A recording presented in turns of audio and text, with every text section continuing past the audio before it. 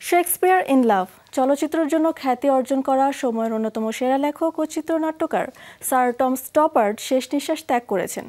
যে কোনো বিষয়কে কলমের জাদুতে জীবন্ত করে তুলতে পারতেন তিনি। তার অবদান আজও চলচ্চিত্র ও সাহিত্য জগতে স্মরণীয়। বর্ষিয়ান এই লেখকের প্রয়াণের শোকের ছায়া নেমে এসেছে হলিউড অঙ্গনে।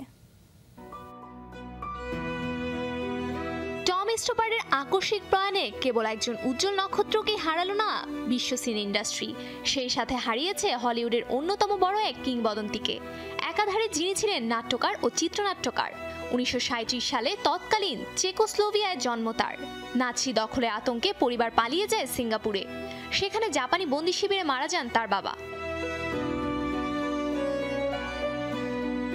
মা ও ভাইয়ের সাথে অস্ট্রেলিয়া হয়ে ভারতে চলে আসেন। সেখানে তার মা বিয়ে করেন মেজর কেনেথ স্টপার্ডকে। এরপর ইংল্যান্ডে শুরু হয় স্টপার্ডের নতুন পরিচয়, নতুন জীবন।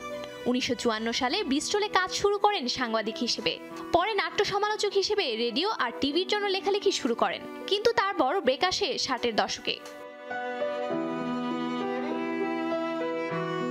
এডিনবরা ফিল্ম ফেস্টিভ্যালের Rosencrantz and Guildenstern are dead মঞ্চস্থ হওয়ার পরই বদলে যায় সবকিছু। নাটকটি পরে ন্যাশনাল থিয়েটার ও ব্রডওয়েতেও ব্যাপক সাড়া ফেলে। এরপর একের পর এক নাটক দিয়ে আলোচনায় আসেন তিনি। এছাড়া চলচ্চিত্রেও দারুণ দক্ষতার পরিচয় রেখেছেন।